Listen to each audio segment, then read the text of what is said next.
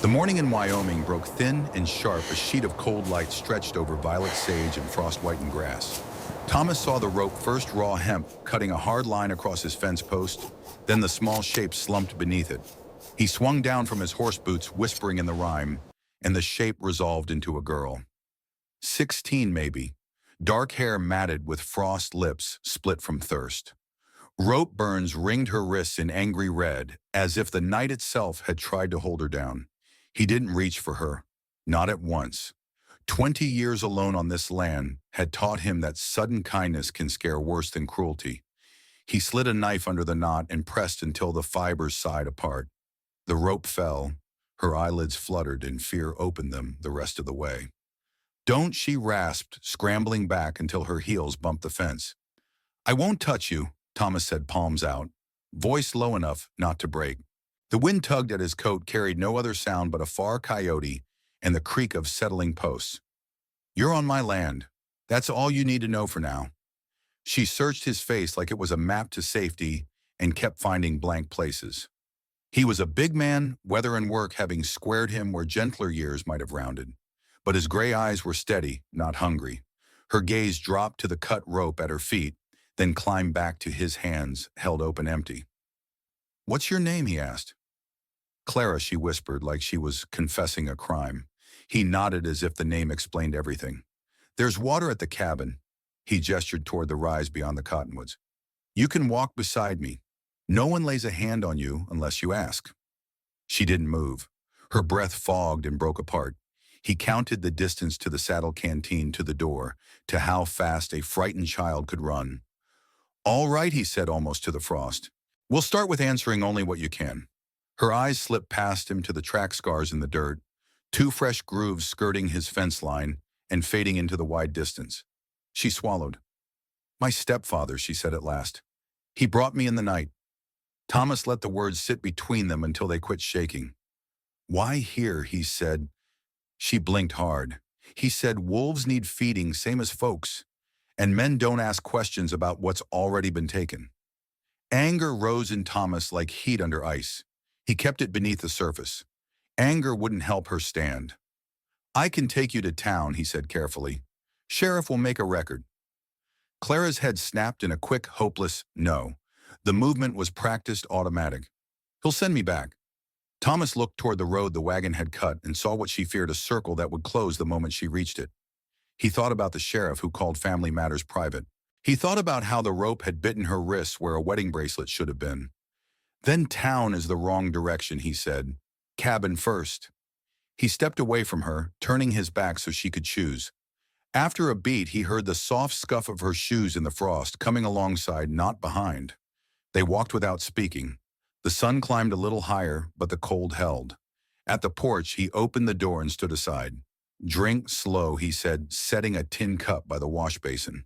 "And if you want to leave after, I'll saddle your choice of horse and point you where you ask." Clara's fingers wrapped the cup.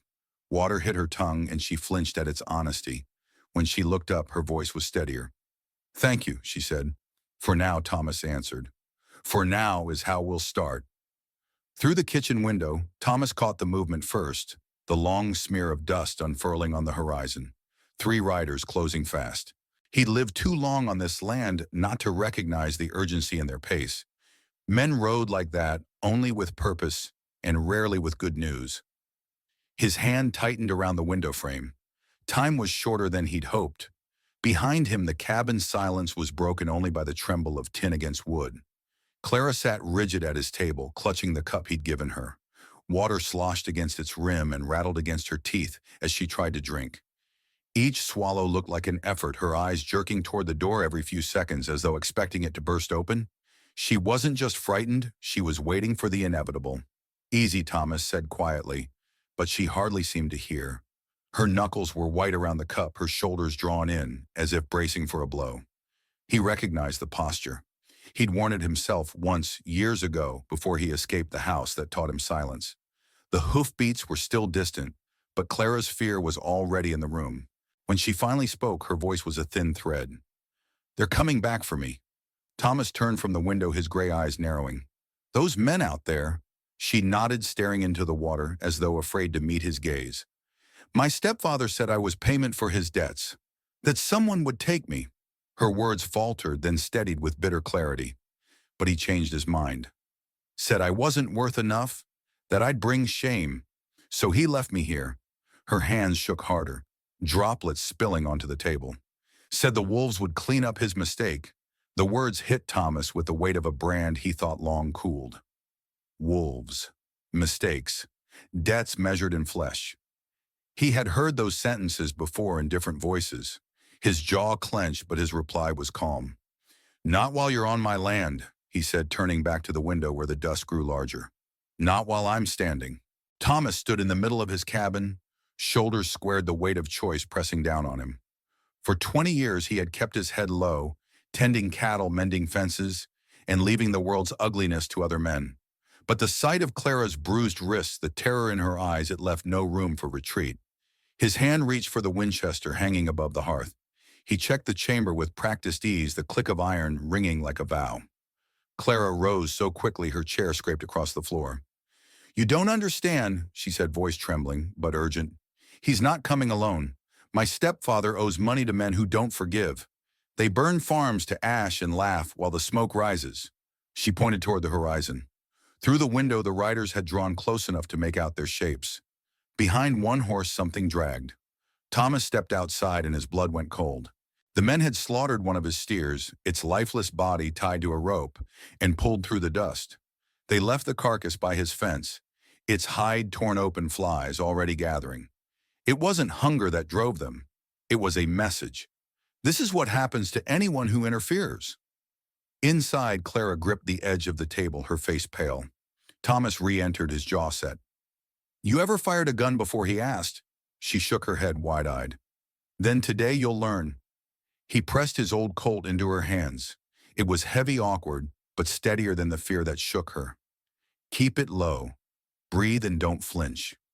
For the first time since dawn, Clara looked at him not with terror, but with the fragile spark of hope. Thomas had chosen, and the choice was hers now too, stand or be swept away. The three riders reined in just beyond rifle range, their horses pawing the dust in a deliberate show of strength.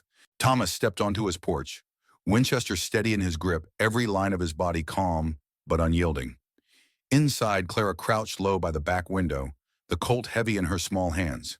Her breath trembled, but her eyes never left the men outside. The middle rider, broad-chested and thick around the shoulders, cupped his hands to shout. His voice carried across the open prairie like a rusty blade scraping stone. Hayes, we know you've got the girl in there. Thomas's answer came low but firm, echoing across the distance. She isn't yours to claim. You lost that right when you tied her to my fence. The man laughed, harsh and humorless. You think a rope makes her mine or not? She's property. Always was, until we say otherwise. His companions smirked, their eyes scanning the cabin with the sharpness of men accustomed to measuring danger. Clara's throat tightened. Those words, property, merchandise, collateral, were the same brands her stepfather had burned into her spirit. She pressed her lips tight to keep from crying out. One of the younger riders nudged his horse forward, his gaze cold. Marcus Devlin sends his regards. The name hit Thomas like a hammer blow. Every rancher within 100 miles knew it. Devlin controlled the territory like a spider webbing the prairie, half through fear, half through bullets. If Clara was tangled in Devlin's debts, this wasn't some petty squabble. This was a fight against a man who believed lives were nothing more than currency. She was collateral. The rider continued, his words slicing the morning air. Her father owed a sum. Couldn't pay. The girl was pledged. Then that coward decided she wasn't worth enough, so he tried to cheat Devlin by letting the wolves take her. Damaged goods, but still Devlin's goods. You understand? Thomas shifted his stance, his finger tight against the trigger. His voice was iron. I understand that you're talking about a child as if she were a sack of grain. I won't hand her back to men who see her as dead. The lead gunman leaned forward in his saddle, grinning with a predator's patience. That's noble talk, Hayes.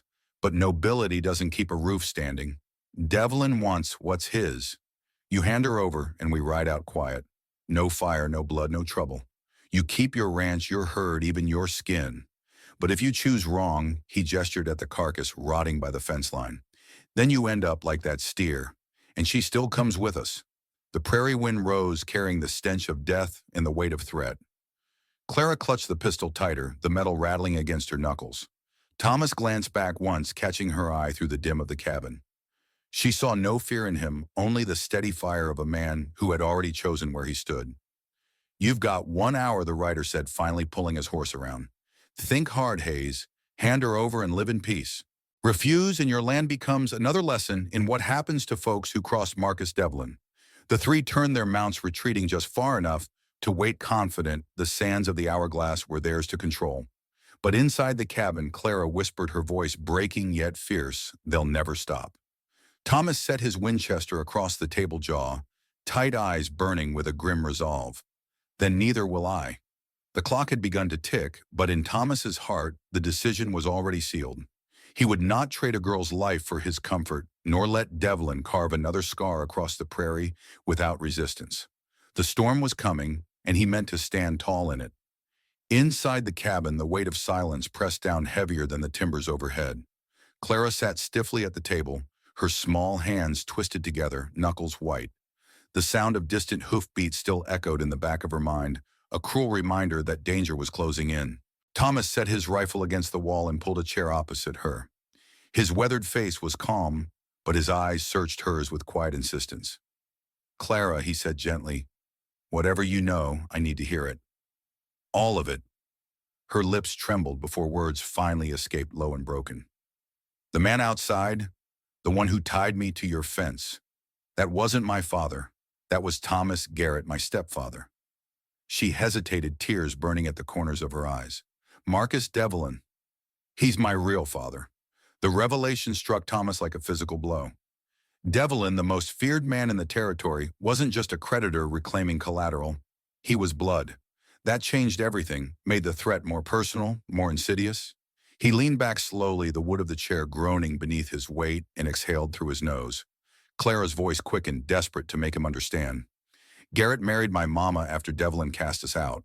He wore his kindness like a mask in front of folks, but behind closed doors." Her throat closed. She forced herself to continue.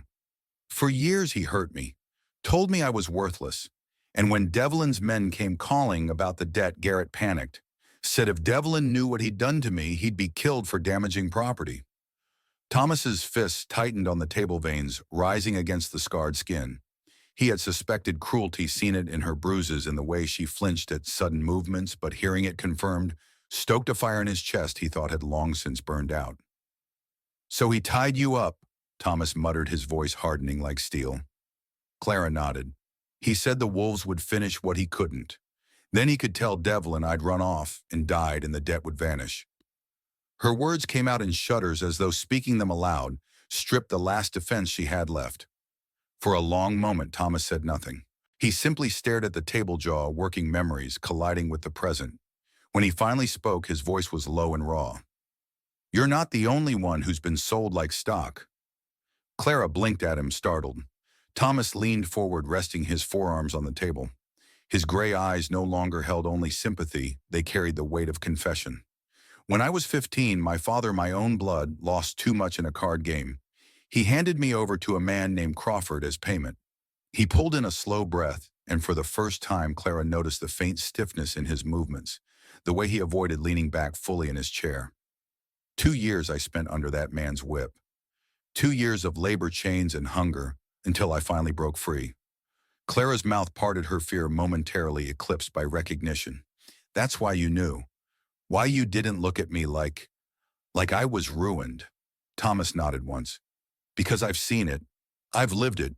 And I swore no one would ever own me again. That's why I've stayed alone all these years." The fire popped in the hearth, sending a spray of sparks up the chimney. Thomas's gaze didn't waver from hers. "But seeing you here, Clara, hearing what they've done, has reminded me of something I tried to bury. You don't heal by running. You heal by standing. And I've run long enough." Clara's breath caught. For the first time since waking on that cold morning, she saw in him not just a rescuer, but an ally carved from the same suffering, carrying scars invisible to the world. "You don't have to fight for me," she whispered, though her voice lacked conviction. Thomas reached across the table, his hand stopping just short of hers, respectful of the space she guarded so fiercely. No, Clara. I fight because of you. Because if I hand you back then, everything I've endured, everything I swore I'd never allow again means nothing. Outside, the prairie lay silent, the hourglass of their enemies slowly draining. But within those cabin walls, something shifted. The lonely rancher who had sworn off the world made his choice not with grand declarations, but with the quiet certainty of a man reclaiming his soul. He rose, checked the Winchester by the door, and said with steady resolve, "I won't run. Not this time." Clara, eyes shimmering with both fear and fragile hope, finally nodded. The storm was closing in, but in Thomas, she saw the one thing her life had lacked until now, someone willing to stand unflinching between her and the darkness. The prairie trembled with the thunder of hooves. From the ridge, a second dust cloud swelled larger and heavier than the first. Thomas's gut clenched. This was no small party. 6 riders cut across the open ground with military precision, their silhouettes stark against the pale sky. At their center rode a man who carried himself like a sovereign, surveying his dominion, Marcus Devlin. He was older than Thomas expected, silver streaking through black hairlines etched deep into his face, but his posture was straight, his eyes sharp and pale as ice. He wore fine clothes ill-suited to the Wyoming frontier, as though he intended to remind everyone he was above the dust he rode through.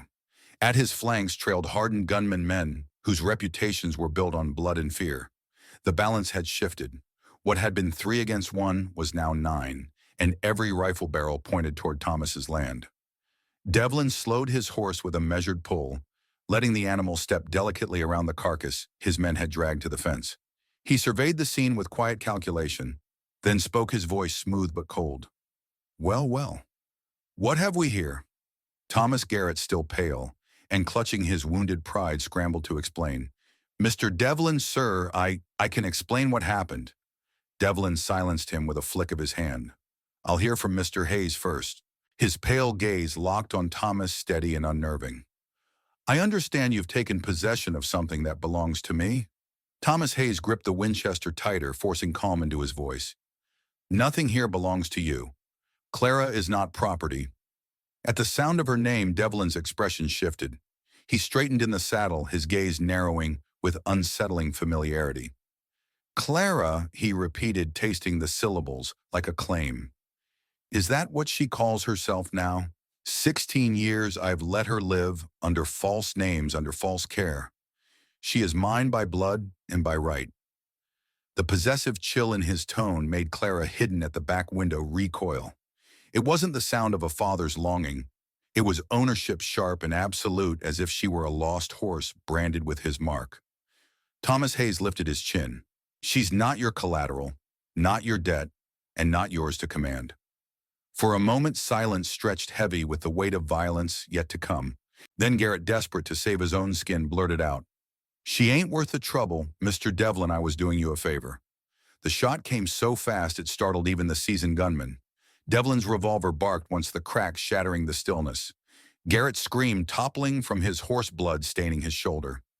Devlin holstered the gun with the same grace another man might tip a hat. His voice, calm as ever, carried across the prairie. "Nobody asked you to think, Thomas. It wasn't mercy. It wasn't even punishment for betrayal.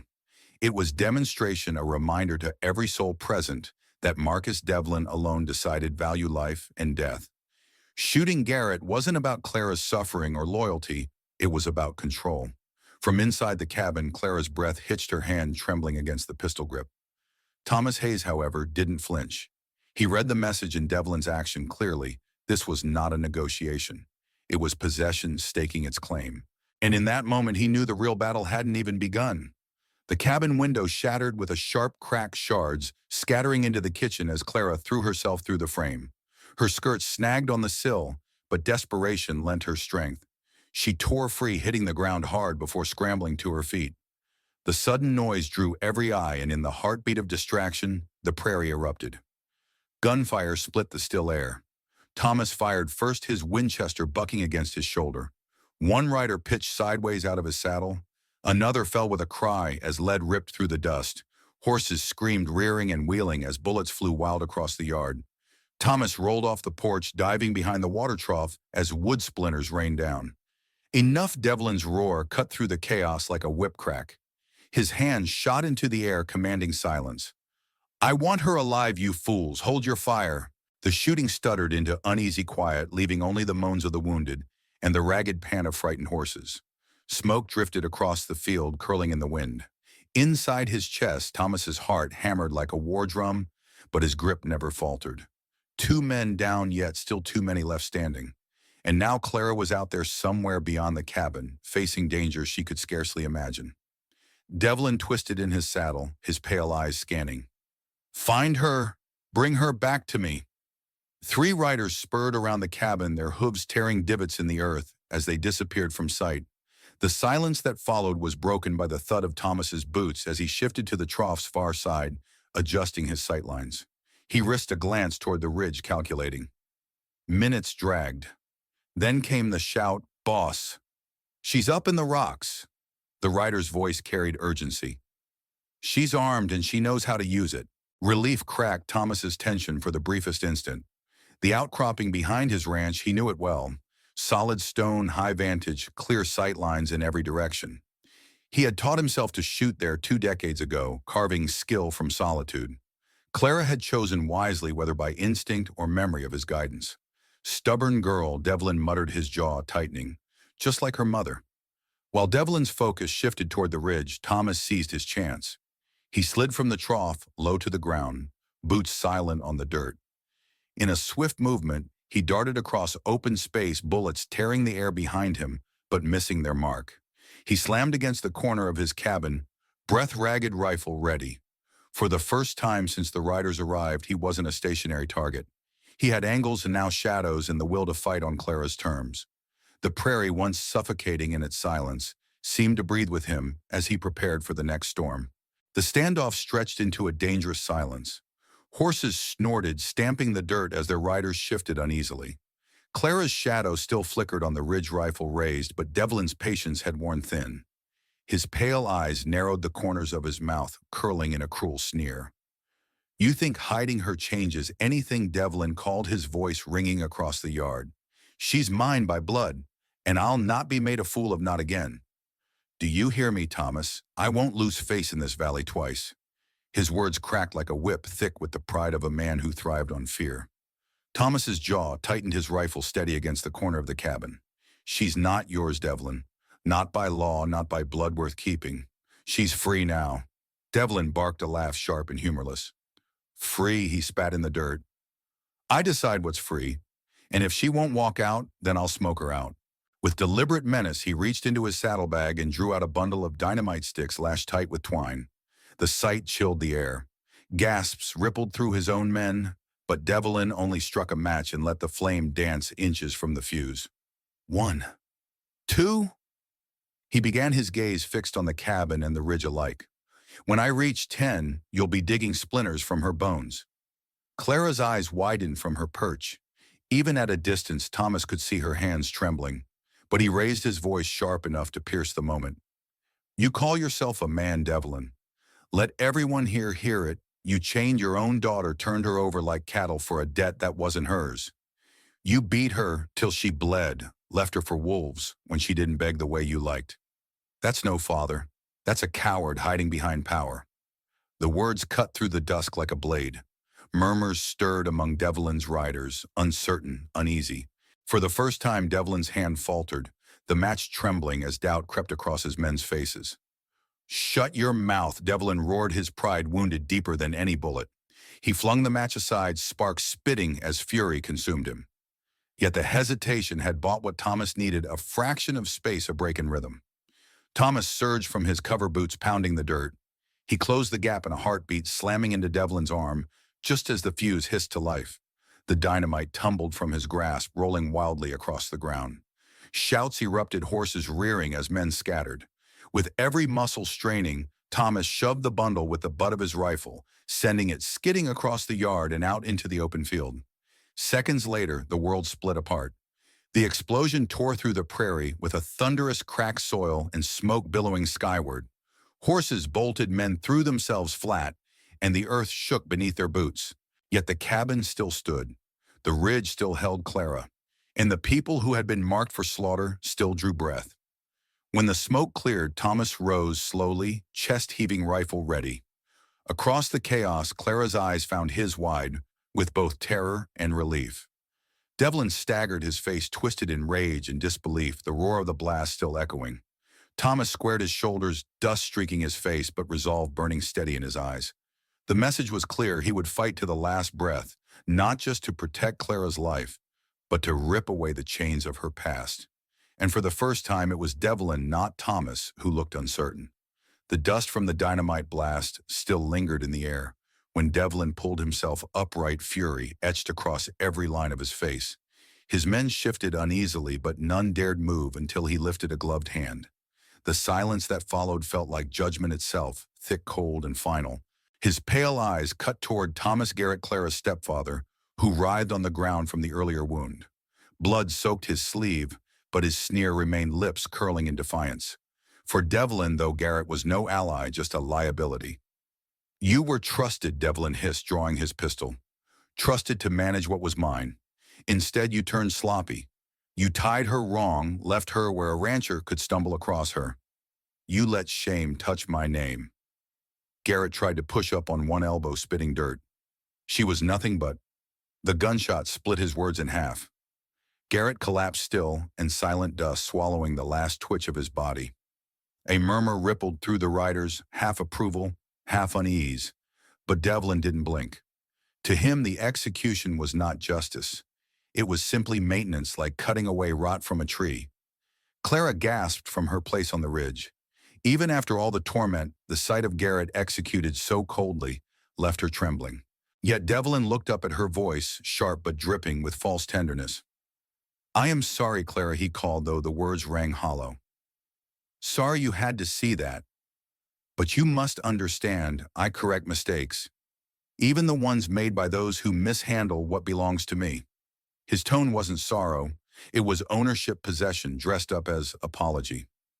Thomas, standing below with his rifle at the ready, barked back, "She doesn't belong to anyone, least of all you." Devlin's gaze cut to him, hard and assessing. For a moment, Thomas thought another bullet might fly. But instead, Devlin reached inside his coat and drew out a thick roll of bills bound with twine.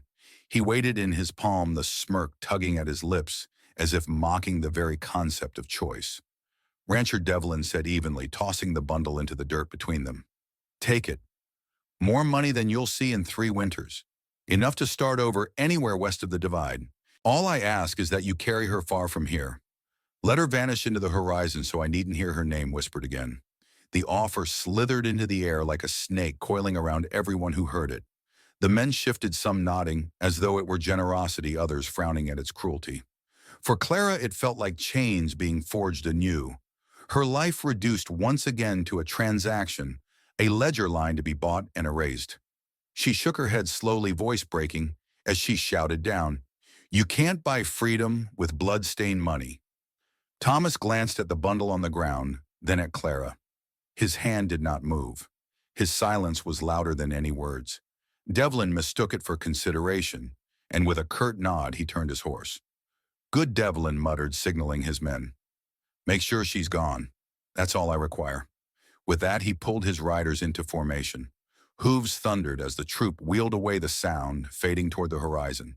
Dust curled after them, trailing like smoke from a fire not yet quenched. In their wake remained the corpse of Garrett, the untouched bundle of bills, and the lingering weight of a decision that had not yet been spoken, but was already carved in Thomas's resolve. Clara stepped down from the ridge, her eyes locking on him with equal parts fear and hope. In that silence, the question burned. Would he take the money and vanish, or stand beside her, even if it meant defying the shadow of Devlin forever? The answer, she knew, would come not in words, but in the path Thomas chose next. The sun was sinking low when the shallow grave was filled. No headstone, no marker, just a mound of earth where Thomas Garrett's shadowed legacy ended. Clara stood silently, arms wrapped tight, not in grief for the man, but in relief that his hold was finally broken. Thomas placed his hat over his chest, offering no prayer, only a quiet moment of respect for the land that now claimed another secret. Then he turned to Clara. Their wagon was packed, the horizon painted in gold and crimson. "Colorado's ahead," he said softly. Clara nodded, her gaze fixed on the open road. For the first time, the word future did not taste like fear. Side by side, they set out, leaving behind the dust of Wyoming and carrying with them the fragile promise of a new life.